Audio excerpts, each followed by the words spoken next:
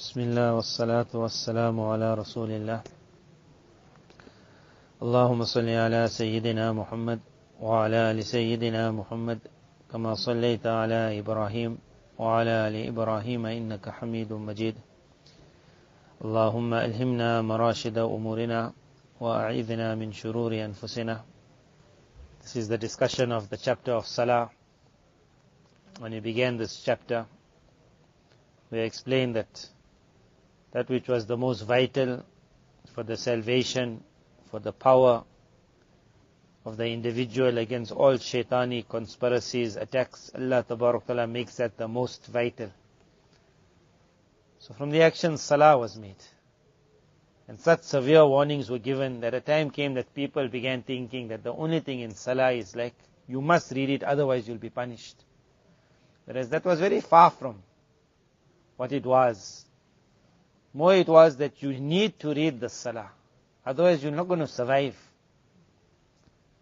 See, if a person says one sentence like, I'll punish you if you don't do it, then it becomes like a burden. The other one is, for you to survive you need to do this. Then it becomes like a goal.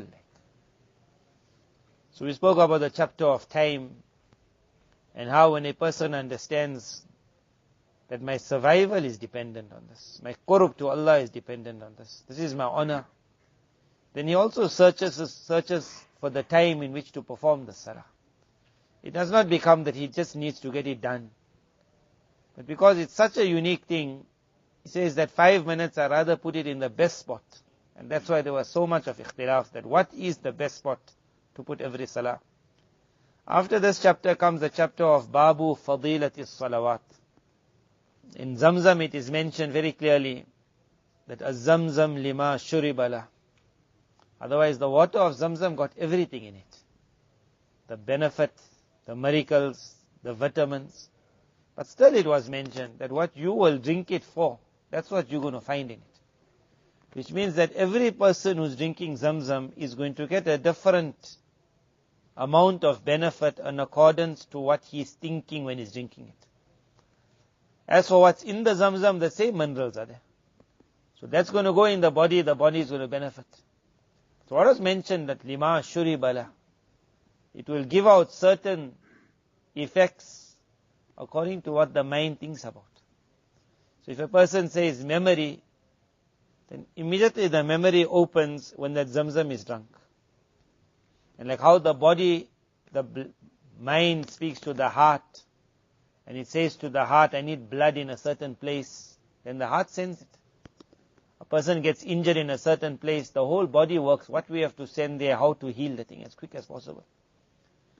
When a person has an intention and he drinks Zamzam, that body responds immediately. And that Zamzam then goes to fulfill that need of the body. So if he's drinking Zamzam because there's some pain in the back, and as though that water knows, or the brain says to the water that you coming into the body because you need to go and see what's happening in the back. Similarly, Salawat is like that. Quran is like that. That a person, when he thinks about something, he will find it's doing what he wants. If he puts his mind in a certain direction and he starts reading Quran, he will find Quran will fulfill that maqsad. A poet said regarding Durud Sharif, he says, وَمُنْذُ أَلْزَمْتُ أَفْكَارِي مُحَمَّدًا وَجَدْتُهُ لِخَلَاصِي خَيْرَ مُلْتَزَمِ sallallahu alayhi wa sallam. Meaning he reached a level that whenever he had a problem, and thinking of the problem, he started reading Durud Sharif. And the whole problem went away. So like that there are those people who have learned how to take their powers from what we call amal. And there are those people who just do the amal because he says that after entering into Islam, this is my duty. One person who sees it like a duty, he will always try to cut short, cut corners. One person who sees it like an honor, that in this is my salvation, he will always try to make it fine. Every part of it must be unique. One person who got a car, but he doesn't really see the car benefiting him. He just knows it needs to take me to my destination and back. He'll jump in that car, it will be dirty, he won't really bother about it. Because he doesn't really see any izzat coming from it. any further benefit. It's just to get the job done. And another person, he finds in his car that besides it taking me to where I go, that speed with which it takes me, the honor that it gives me, the protection it gives me, he'll always work on the fine parts of the car. When he'll find a scratch, it will hurt him. I must get rid of the scratch. He will walk around. Sometimes he'll look at his car and he'll admire it. Sometimes he'll be upset. Why is it dirty? His whole mind will go. When salawat can become like that, a maqsad, that this is my conveyance to a very far journey. And I'm only giving 5 minutes. Because as we mentioned, the time of that farz salah doesn't go more than 15. It is a 15-minute issue where I make the wudu. I come in the masjid. I got a few minutes before the salah. Then the imam normally in 5 to 10 minutes will finish the salah. In that 5 and 10 minutes, my mind must be there that now can I just concentrate. My body must be there. Can I just stand straight? So the first narration in this chapter, Fadilatul Salawat, that what is the salah going to give me? Allah's Nabi sallallahu alaihi wasallam said, لَن يَلِجَ النَّارَ أَحَدٌ صلى قبل طلوع الشمس وقبل غروبها يعني الفجر والعصر. The one who performed his salah before the sun rose, meaning his fajr, and he performed his salah before the sun set, meaning his asr. In the chapters of salawat, these two salahs are mentioned a lot, because these are the two types where a person's iman and the strength of his iman is tested.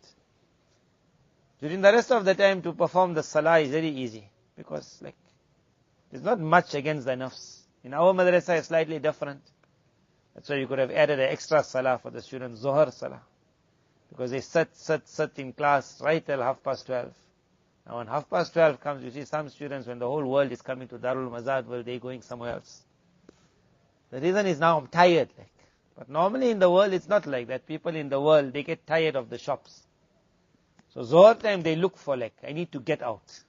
I'll read my Zohar Salah, I'll go for lunch, and they'll be very happy to go for the Zohar. They say, I need extra 1.5 hours, 1 hour break. But add a little bit extra because I need to perform my Zohar Salah. In our madrasa, the workers, they get half an hour for Zohar Salah and 1 hour for lunch. So it becomes 1.5 hours. So they're very happy about that Zohar time, because who will give you extra half an hour? So in the world outside, because they get tired by Zohar time, they look for escape from the dunya. They find Zohar is the best. In the madrasa, the opposite happens. That a person is involved so much in deen that he looks for an escape also. And it just happens that Zohar time becomes that escape. So he needs to get out. So for every person, normally it would have been the Fajr and the Asr. But for every person, there will be some salat which is hard compared to the rest. That is the test of his iman. For majority of the world, it will be Fajr Salah. For a night watchman, Fajr Salah will be the easiest. Because it gives him a time to just get off the patrolling and, hey, let me go read my Salah. Wash a little bit. 20-25 minutes will go I'll read some Quran, then I'll come out again, work starts. For him, Fajr is the best Salah. He's waiting for it. But for the man sleeping, that Fajr Salah is very hard. And the Asr Salah for majority of the world. The reason is that the market would just be closing Asr time. So normally man's nature is when the time comes to close, that's when you just need little bit work. And that's when that last pull comes. Because it's closing. By Maghrib time they would close. Before the sun sets, everything must be done. So every businessman would just want to pull that Asr. And as that Asr would start coming closer towards what was known as the Makruh time. Sunset was still at a distance. But what an exam Allah Ta'ala made a while before sunset. Now the businessman was told stop. And then he'll just push little bit more. And at that time to say no, I'm stopping, it's not an easy thing. That's why it was said that the one who pushes, he said that's the salah of the hypocrite. And then the one who just stops there, the opposite of nifaq will be iman. How he stopped. Where everyone else said few more minutes. And he said no, bas now. I done enough for the day, tomorrow I'll continue. Look at the fadilah that was mentioned. لَن يَلِجَ النَّارَ أَحَدٌ. No person who has performed these two salahs will ever enter the fire. There's one narration, a person reads La ilaha illallah 100 times, then his face will shine like the full moon on the day of Qiyamah. So the ulama discuss that there's so many things to be done in Islam. And for each of those things that if you don't do it, what punishments were mentioned? So this person is only reading La ilaha illallah 100 times.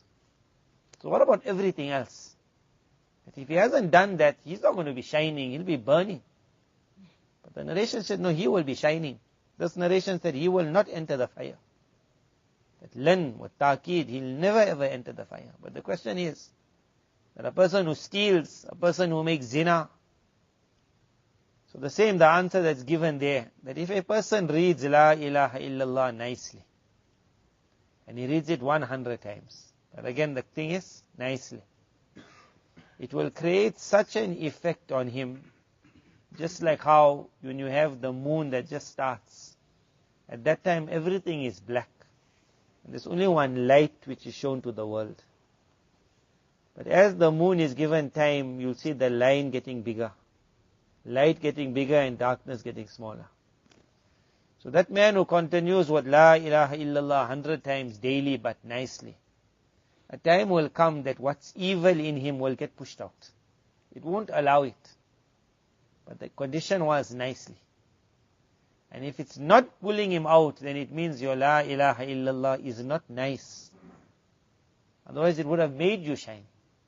Similarly, that man who's performing his Fajr and his Asr Salah, or that Salah which he finds to be a little difficult, and still he finds it's not taking him out of haram, then he must know that he's not reading that Salah nicely. That's all. So all he has to say is, I'm giving that 5 minutes. But if that 5 minutes is not giving the result, then why don't I just tighten the screw on that 5 minutes? And now when I'm going for that Fajr Salah, I'm reaching, yeah? The student knows if he's not reaching 3 days, his name will be on that form. 3 days is not a good thing. So somehow or the other he makes it. Last minute he'll wake up, he'll get there. So getting to the masjid is a different issue, but at least now once you got there, that 5 minutes that I need to give, because the hadith promised me, if I read this Fajr, and I read that Asr, which means a Salah which is difficult, then the fire is not going to come to me. I'm not going to the fire. Which means the actions which makes man a nari, that actions have to start coming out from me. From the beginning when we discussed all of this here, we said that Amal was there for power. Where people complained living a imani life outside is very hard. So the answer was that it's hard because you're not taking vitamins. What power you are supposed to get, we're not getting. So obviously when you go out, you will see my battery is flat. Someone will say the power is that when you are charging, the charger wasn't working. The man just pushed it in. Or you're using the wrong charger. So we are giving that exact amount of time for our Salah. But if you're not finding results, then maybe we just need to see how is my Salah. Same amount of time. So when I enter the masjid the next time, that man who knows what he wants to get from something, he will find it. Az-zamzam lima shuribala. Zamzam will give what man is drinking it for. Salah will give what he's drinking. As he enters the masjid and he just thinks that I have been promised if I'm reading this Fajr and Asr, I am not a nari. You will see when he leaves the masjid, his whole tabiyat will change. His nature will change. That today I don't want to do anything that's wrong. Just because when he entered, I need to charge my battery. So this is this Fajr and Asr which we all reading. Man sallal bardain. Nabi Sallallahu Alaihi Wasallam said 2 salahs are very cold. That was normally the Fajr Salah and would have been most of the time the Isha Salah. When it's very, very cold. Dakhal al-Jannah. Sometimes you would say the one walking in darkness, give him glad tidings, he will never see darkness on that day.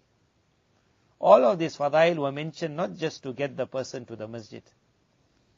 That when you're going, have a maqsad that why I'm going.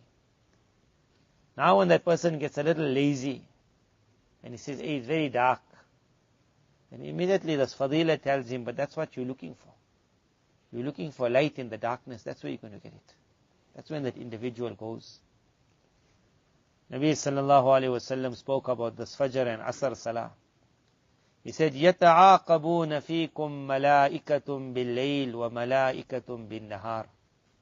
The angels of the day and the angels of the night, which we all know. But whose angels? Our angels. So I have my angels, they call my protecting angels. Not the angels of the masjid, obviously, like security guards. My angels and your angels, which are called our protecting angels, they have shifts. So there will be a certain time when that angels who are coming to relieve these angels, and angels don't need time to be relieved. It's not like our workers. They say after 24 hours, 12 hours, I'm tired now. Angels don't get tired.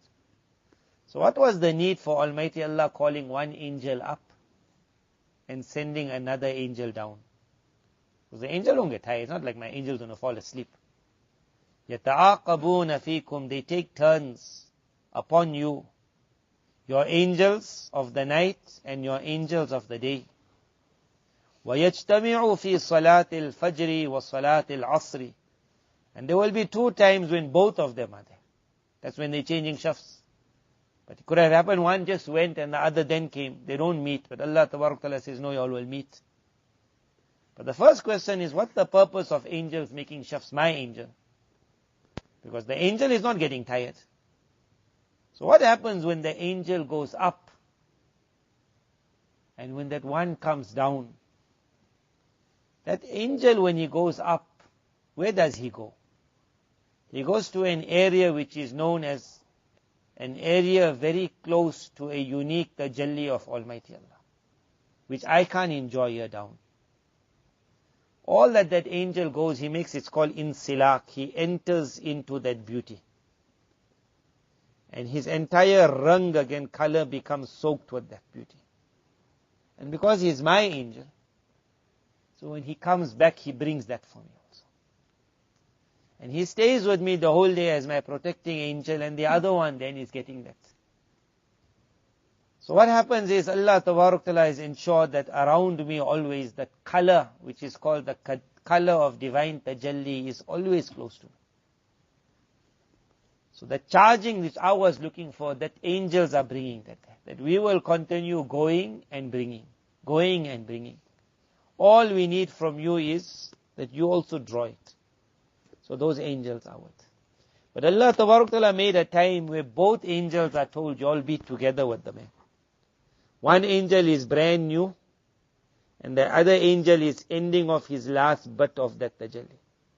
And normally when you're giving something off at the ending, the glass, you're pouring it out. That last few drops, and now I'm going. At that time there, the amount of nur that individual gets. Because one angel is brand new, and one angel is dropping off his last drops. And he's supposed to become soaked in that.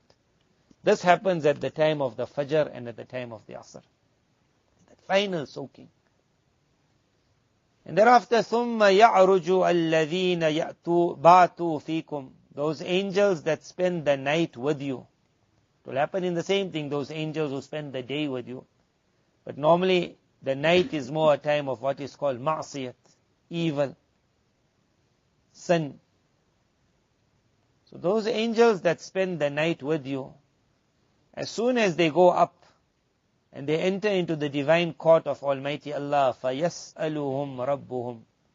Then Allah Ta'ala asks them, وَهُوَ أَعْلَمُ بِهِمْ. Whereas Allah is most aware of His servants. Or Allah is most aware of them. He asks them, كَيْفَ تَرَكْتَ عِبَادِي. That how did you leave my servant? So who's that servant? That servant is me. And that servant is you. Which means after every Fajr Salah, my name is mentioned. But how was he? So the worst that will happen will be that the angel will say, today he must Fajr. Because like when the Ustad says, who must Fajr today? Then say, again you. The worst will be when the angel reaches there and he says, he must it. كَيْفَ تَرَكْتَ عِبَادِي. How did you leave him? So one is that individual who stopped his business at the right time. And someone told him, what you getting, like, you can just finish off this last customer. And he says, no, my name is going to be asked. Roll call is going to be taken right now. I'm going to be asked, Kaifa. The angel will be asked, how did you leave my servant? And in the morning, that angel will be asked, how did you leave him? Meaning, was he there for his fajr? فَيَقُولُونَ, and the angel then says, تَرَكْنَاهُمْ وَهُمْ يُصَلُّونَ. Amazing this question is. It is called the questions of love. Nabi sallallahu alayhi wa sallam, on a certain ghazwa, which is famous, that he said, whoever has anything in their house, they must bring it. So Abu Bakr radiallahu anhu, on that day, it's famous that he brought whatever was in his house. And Umar radiallahu anhu brought half of what he owned. And Umar radiallahu anhu said, today I will take so much that even Abu Bakr radiallahu anhu I will beat. And it was his desire that at least once to beat him. So historians write that Umar radiallahu anhu did bring more than Abu Bakr radiallahu anhu. He did bring more. Because he had more at that time in his possession than Abu Bakr radiallahu anhu. So when coming, if Nabi sallallahu alaihi wasallam had asked, oh Umar, how much have you brought? Then obviously his answer would have been more than the answer of Abu Bakr radiallahu anhu. But Almighty Allah would never want that even in a question and an answer, that Abu Bakr radiallahu anhu comes out second. So the question of love changed then. That what have you left? So he said, I left half. Half I brought, half I left. So when he was asked, what did you leave? Not what you brought. But if you ask what you brought, he would say, I only had so much, I brought whatever I got, but small. When you ask, what did you leave? Then he gave the answer, I left only Allah and the messenger of Allah at home. Meaning, I left nothing. They asked, what did you bring? Like, it would have been also a small amount, because at that time in his house, there was not so much. Question of love. Here also there's a question of love. The angel that spent the entire night with the servant, Almighty Allah could have asked, how did you find him at night? And the answer would have been, he slept. But what a question was asked. Like, how did you leave him? So the answer then will be, تَرَكْنَاهُمْ وَهُمْ يُصَلُّونَ. That when the time leaving came, we left them when they were in Salah. Because we gathered at Fajr time, and they were coming to the masjid. Could have been asked, how was the night? Because you're the angel of the whole night, isn't it? That what happened during the night, the sin of the night, evil of the night, wasting time at night, then sleeping. But nothing was asked. One thing was asked, how did you leave him? And when he says that we left him in Salah, and he says, and you know what, when we came to them also, Asr time we came, وَأَتَيْنَاهُمْ وَهُمْ يُصَلُّونَ. When we came to them, they were in Salah. When we left them, they were in Salah. What a question. Now the answer had to be, as though whenever I found them in Salah. Whereas in between there was no Salah. But how that question was, and how the angel knew how to answer. That don't complain of the servant of Allah to Allah. Allah only wants to hear good about His servants. So when He said, تَرَكْنَاهُمْ وَهُمْ يُصَلُّونَ, then He said, وَأَتَيْنَاهُمْ. And when we came to them, also in Salah. One time one guest came to the madrasa. So he went out for his bayan. When he came back, it was quite late, about maybe 11:30 or something. And he was sleeping there in that mehman khana. So when he entered, he saw the whole madrasa, mutala was full. Activity was on. He was so thrilled. The madrasa standard is on such a high level. He went back, he spoke about the madrasa, that what he found the level of the students. Late at night I came and they were still busy studying. It was imtihan time. He came at the right time. He could have stayed at 2 o'clock in the morning when I found them. The wrong time you come, then you don't mention after that. This is the words of love, that when you pray something, then you always look for the good.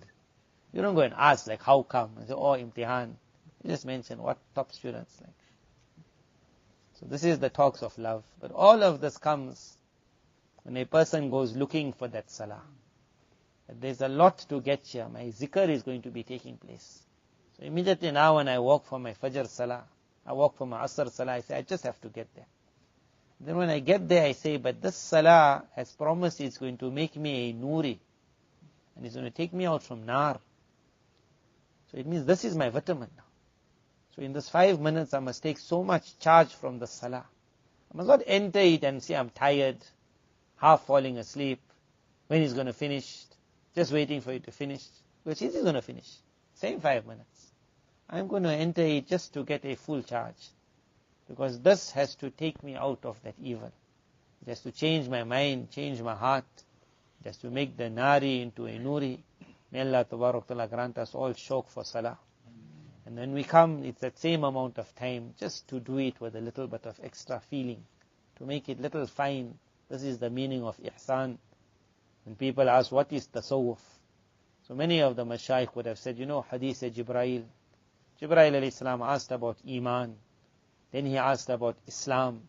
He said, the books of fiqh, they help you in this. The books of aqaid, they help you.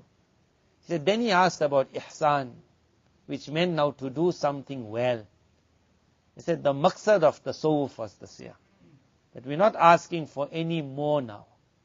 We're asking that what the little you're doing it nicely. That is called ihsan. Normally the word in Arabic is itqan. Itqan meaning when you do your work, do it properly. When a person looks at the salah, my dhikr is going to be taking place. By Allah, how did you leave my servant? Now I'm thrilled to be here for the salah. I just needed to get here. Because in between, my Allah is not asking, how was I lazy? I needed to be there for the asr. I can't miss that fajr. My dhikr is going to take place. May Allah Tabarak Ta'ala make us all mushtaq of salah. Wa akhiru da'wana anil hamdulillahi rabbil alamin.